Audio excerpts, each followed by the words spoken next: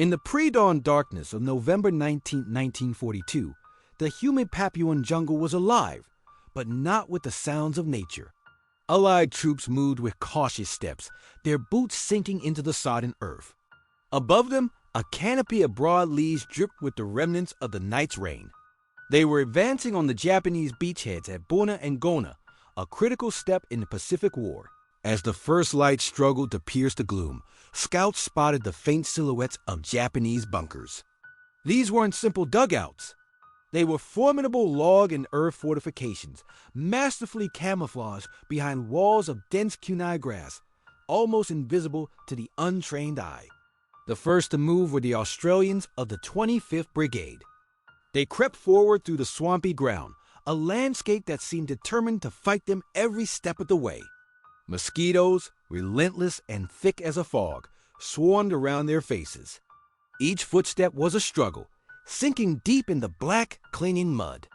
The silence was unnerving, a held breath before the storm. Then, without warning, the jungle erupted.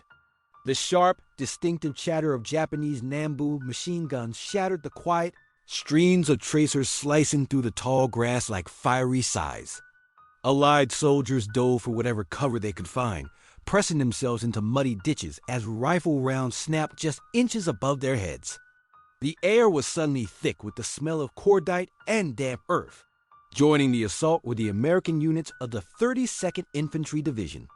For them, the advance was a nightmarish wade through chest-deep swamp water. They held their heavy packs and rifles high above their heads, trying to keep their equipment dry while fighting for every inch of ground. The battlefield became a chaotic symphony of destruction.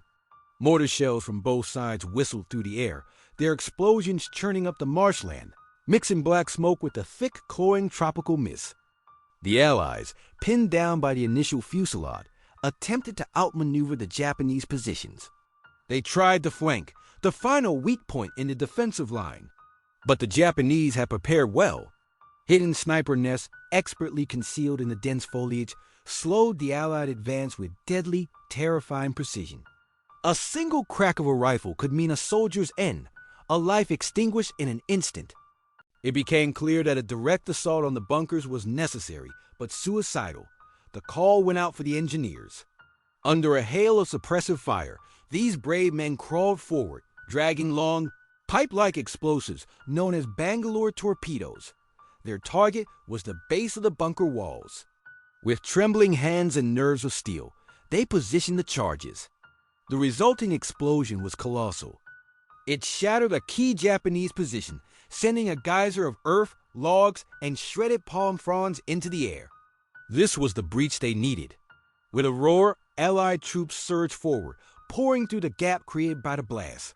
But their relief was short-lived. Beyond the first bunker lay another line of defense, a complex network of more bunkers connected by deep trenches and concealed firing slits.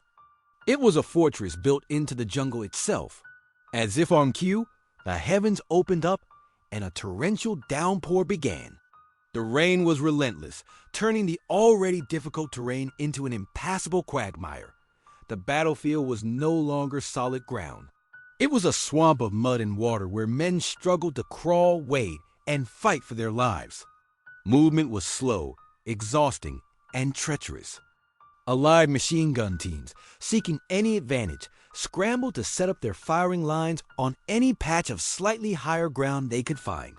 From these precarious positions, they laid down suppressing fire, trying to keep the Japanese defenders' heads down while their comrades maneuvered.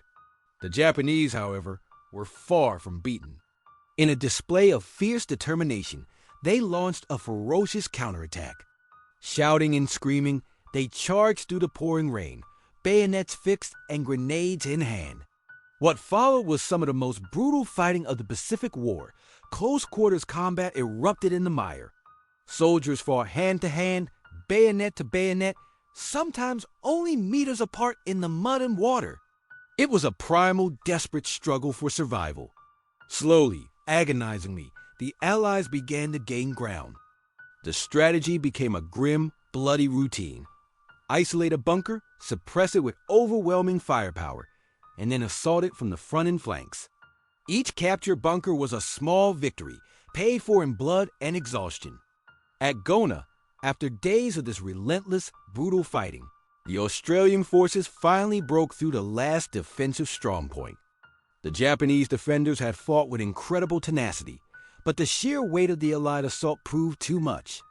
Meanwhile, at Buna, the American troops executed a different strategy.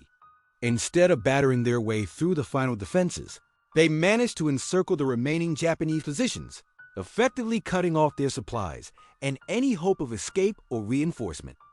The situation for the Japanese defenders became desperate. Trapped, starving, and with ammunition running low, they still refused to surrender. The warrior code of Bushido demanded they fight to the last man, and they did. They fought from shattered huts, from flooded trenches, from any piece of cover they could find, until they were physically unable to fight anymore. By early January 1943, the final pockets of Japanese resistance collapsed under the weight of combined Allied assaults. The guns finally fell silent. A strange, almost unnatural quiet descended upon the battlefield. Exhausted, mud-caked Allied soldiers slowly rose from their positions, raising their helmets in a mixture of relief, grief, and triumph. The jungle, which had been a stage for so much death and destruction, was still once more. The victory at Bunagona was more than just the capture of a piece of land. It was a turning point. It was the first successful Allied ground offensive against the Japanese in the Pacific. It proved to the soldiers who fought there and to the world watching that the seemingly invincible Japanese Imperial Army could be beaten. The fortress could be broken. The price was horrifically high, but the lessons learned and the morale boost it provided were invaluable for the long road ahead to Tokyo. The battlefields of Buna and Gona stand as a somber testament to the courage and sacrifice of who fought there.